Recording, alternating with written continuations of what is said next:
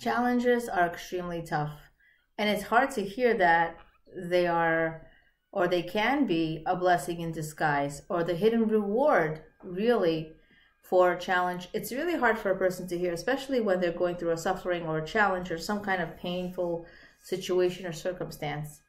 But our sages teaches us that there is a hidden reward of a challenge, and I'm here to share with you how this can be changing our perspective and how we live our lives. It will hopefully enable us to live more fulfilling lives, calmer lives, where we're looking at life with more tranquility, a calmer perspective, and putting our next best foot forward despite our challenges, and really living a fulfilling life no matter what. And of course, I'll leave you with 2 practical tips at the end. In Parshat Ve'era, it is written, Hashem talks to Moshe Rabbeinu and he says, in Shemot 6:3, and I appeared to Abraham, to Yitzhak, and to Yaakov. So we know that as a messenger of Hashem, Moshe Rabbeinu had hoped to convince Paro to release the Jewish people from slavery, from bondage. But Pharaoh refused. And not only did he refuse, but he actually made the slavery and bondage even more difficult. Not only now did they have to produce the same amount of work ethic and work effort, not only that, but they also had to get their own materials, and it was extremely difficult. Moshe was incredibly upset, and he told Hashem, my master, why have you treated these people so badly? In Shemot 5:22 it says, my master, why have you treated these people badly? Why did you send me on this mission? And Hashem rebuked Moshe Rabbeinu for his questions. So he was saying, so to speak, I am Hashem. I appeared to Abraham, to Yitzchak, and to Yaakov, and they never questioned me. I promised Abraham the entire land of Israel, yet he could not find a grave for his wife Sarah until he paid a high price for a burial ground. Did he complain? Did he question me? I told Yitzchak to live in this land, that I would give it to him and his descendants. Yet, in order to find water, he had to argue with the Philistine shepherds. Did he complain? Did he question me? I promised Yaakov the entire land, yet he was unable to find a place to pitch his tent until he bought a place from Hamor ben Shechem for 100 kesitas. Did he complain? Did he question me? What a loss the patriarchs are to me. What an incredible loss, an irreplaceable loss. So the patriarchs also had experienced tremendous challenges and adverse conditions. They also had times when things just did not go as well as they had expected, but they never complained. They never questioned Hashem. Moshe Rabbeinu did. He questioned Hashem, and Hashem rebuked him for it. Now, regarding Moshe and the patriarchs, thinking about it more deeply, it would seem that there is a strong difference between Moshe and the patriarchs. However, the patriarchs all received promises that involved a future nation, even though there was no nation yet. The patriarchs also experienced their share of hardships. And Moshe Rabbeinu was, however, already the leader of an entire nation. He was responsible for the welfare of millions of people.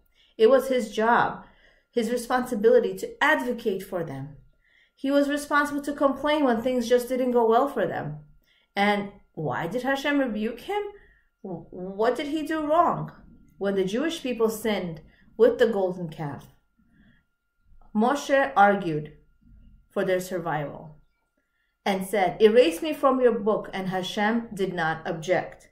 But when Moshe came to their defense again and again in the desert, Hashem also did not object. So why did Hashem rebuke him now and object? The answer is in Moshe's choice of words. He characterized Hashem's actions as bad in saying, my master, why have you treated these people badly? This was his mistake, yet it was his responsibility to advocate for the Jewish nation. Yes, and yes, it was his job to support them and to make sure they're okay and go after their welfare. But at the same time, he had to realize that everything Hashem does is for the good, and it was good. All he could do was ask that things become even better. In his position, Moshe should have had too profound, too deeper of an understanding of Hashem's actions to say the words, treated them badly. He should have realized that Hashem does everything for the good. So we know that we live in a world, and in the world that we live in, all the pleasure that we can experience in this world doesn't even come close to what we can experience in the next world. So all the pleasures that we have in our world is nothing compared to what is promised to us in the next world. So the challenges that we're experiencing in our lives are really temporary. They're really temporary, and they will make us into greater people. And at the same time, the reward is up there. The reward is up there. You can live an enjoyable, fulfilling, happy, and tranquil life, even with your challenges, because you are connected to Hashem. Knowing that Hashem will never do anything to hurt me or what is less than best for me. So we don't have to live miserable lives here either. Knowing that Hashem only does what's best for me, and he doesn't know how to hurt me, how to treat me badly. He doesn't know. Sometimes it seems like it's painful or suffering, only because he's doing it out of his love for me. Just like we know parents give medicine to their children or may punish or give a consequence, it's really done out of love and only for the child's good. And we know that in previous videos we've shared how a parent should really criticize a child only when it's coming out of love, clarification for the child to realize their goodness. Really what they did was really beneath them, and just to clarify how great they are. So regarding Yaakov, when Pharaoh asked Yaakov how old he was, he replied, "The years of my life have been few and bad." It says this in Bereshit 47:9. According to the Midrash, Hashem immediately said to Yaakov, "I saved you from Esav and Lavan, and I returned Dinah and Yosef to you, and now you're complaining that your years are few and bad? Your life will be shortened by the number of words in your complaint." Wow, what an incredible message to us on the power of words as well. So although his life may have been bitter, he should have realized that it was not bad.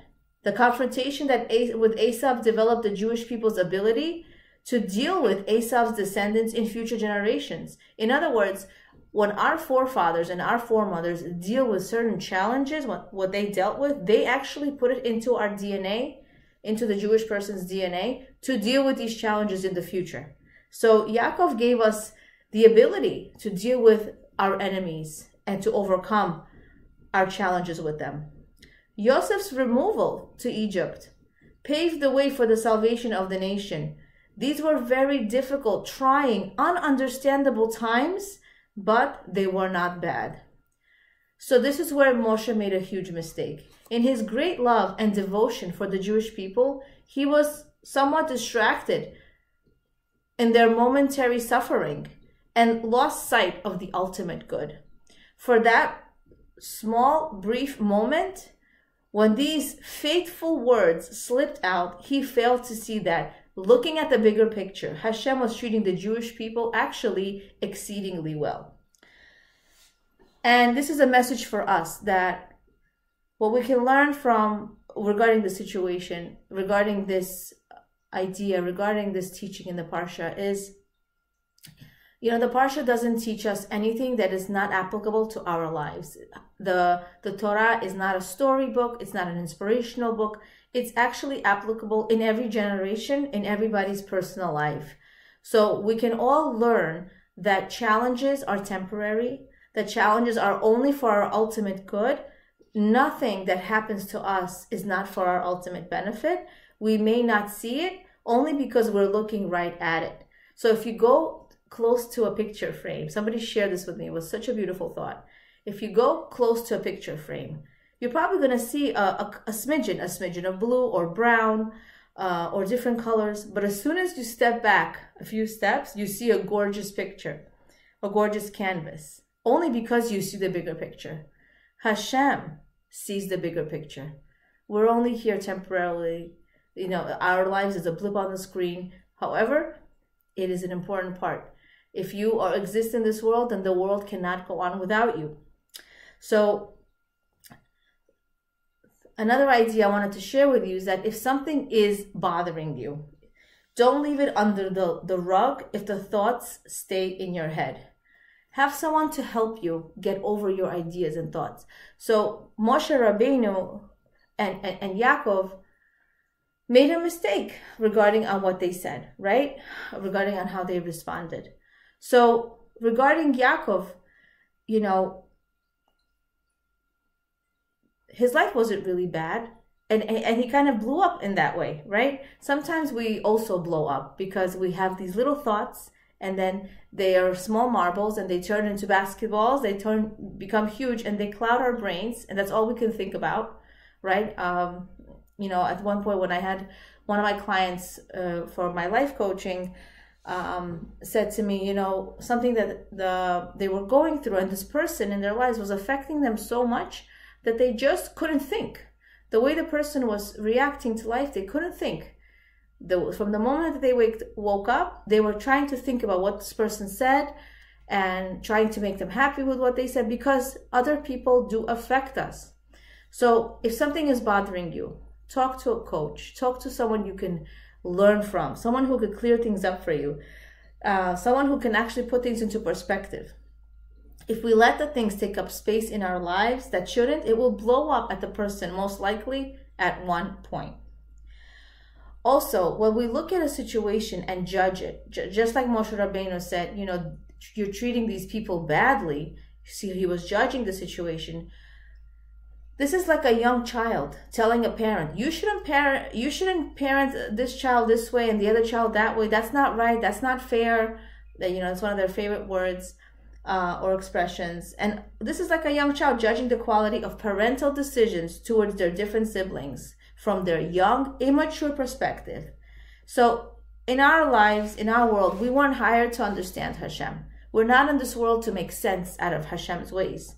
We're not in this world to listen to the news, which I strongly recommend not to do, you know, and say, okay, what's the perspective? Let's see how this makes sense. You know, we choose to outsmart Hashem or try to figure things out because we're so smart, but our brains, our limited brains can only go so far.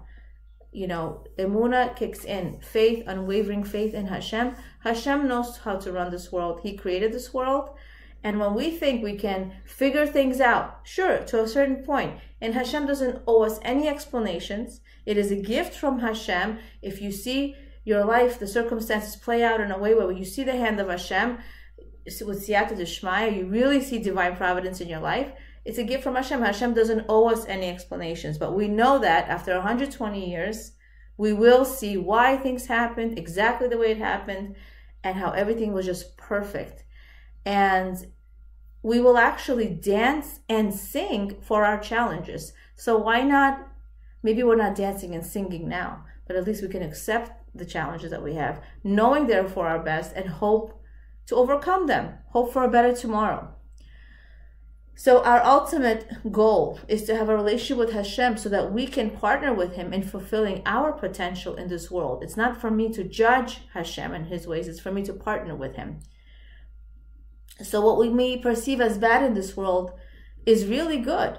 For example, someone may have a special needs child, right? It's enabling the parent to prioritize what's important in life and give to someone selflessly, and also become a more sensitive parent. Maybe that could be something that's good that's coming out of it. And also being more humble.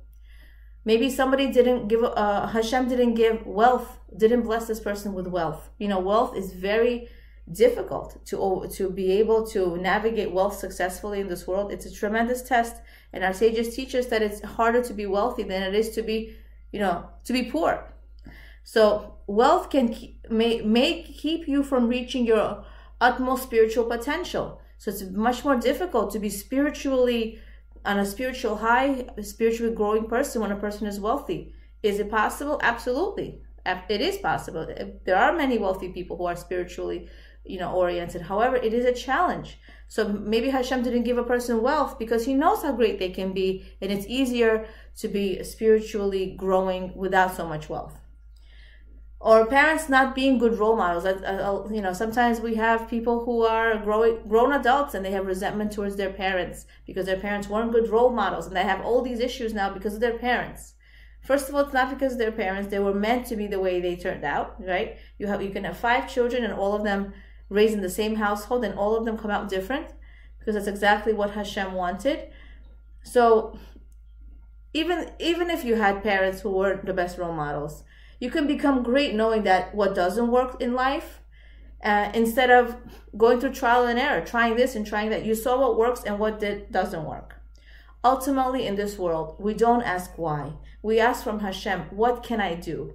In this situation, what can I do? Because I only see part of the picture. So we know that it could be that some people look like they don't have challenges. However, life is a challenge for everyone. Just like we talked about, the up and down, the heart monitor. We need to have challenges to truly live. Everyone has challenges, custom tailored for them specifically. People respond more accepting with emunah. In this way, they can live with serenity. But that doesn't mean their life is easy. Some people look like, they have easier lives. That's only because they have Hashem on their side. And Hashem is there for everyone. But you need to have Hashem in your life in order to live that tranquil life full of emunah and bitachon. Okay. So 2 practical tips I'll give you is 2 affirmations. The circumstances that I am currently going through is the best thing in the world for me right now. And the second one, Hashem is only capable of doing good. I learned this from Rachel Shaul, a positive thinking coach. Again, the circumstances that I'm currently going through is the best thing in the world for me right now. And Hashem is only capable of doing good. Appreciating the insights of Rabbi Frand on the Parsha. Leah Abramov, being and becoming. Awakening awareness of your greatness and potential.